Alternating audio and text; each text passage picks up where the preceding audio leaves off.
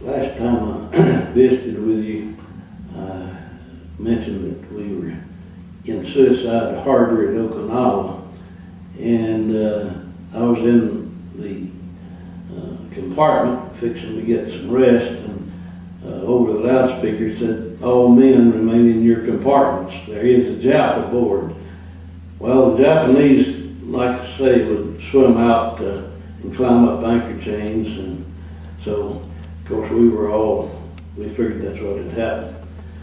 But they never did find the Japanese. What had happened, one of the Marines that we carried 30 Marines in the Admiral's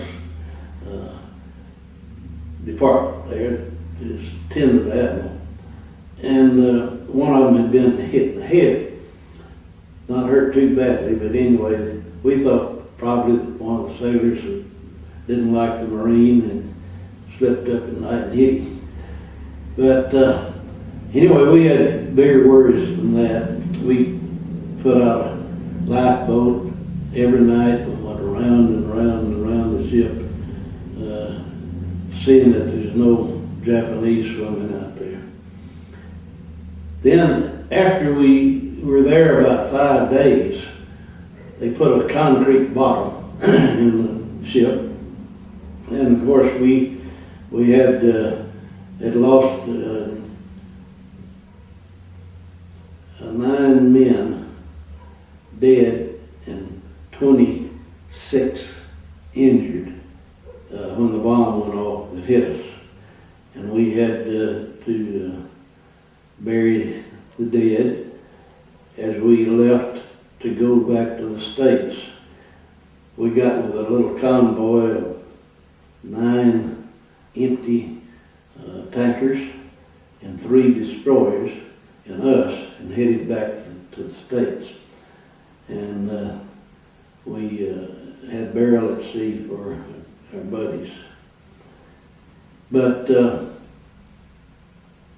as we came back, well, it seemed like we could only travel about 8 knots, and that was about full speed on those tankers, oil tankers anyway, so it's going to take us a long time to get back to be repaired at Mare Island in San Francisco.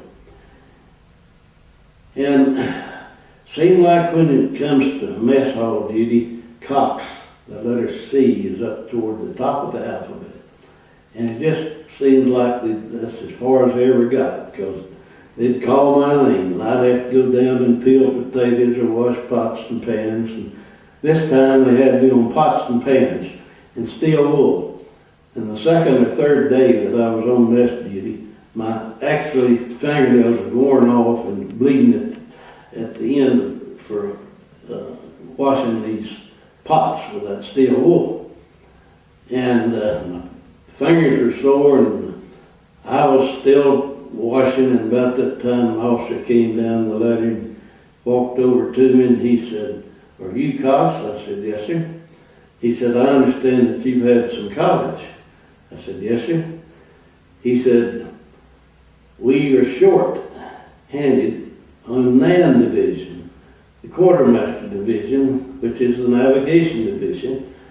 4 of our men were killed at the recent bomb killed there in Okinawa. We need another man. Would you like to switch into the NAM division?" Well, the NAM division, my duties was steer the ship, put the earphones on to the engine room or earphones to the lookouts, and stand watch on the bridge with the captain, the admiral, and I. And golly, I said, "I'd like to do that, sir." He said, "Drop that pan and follow me." Well, I dropped it right on the deck, and as he went up the ladder, I was licking his boots. I'm telling you, that was a change of scenery for me.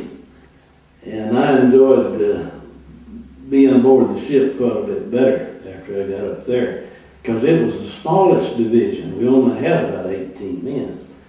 And I've been having 70 men in the deck division.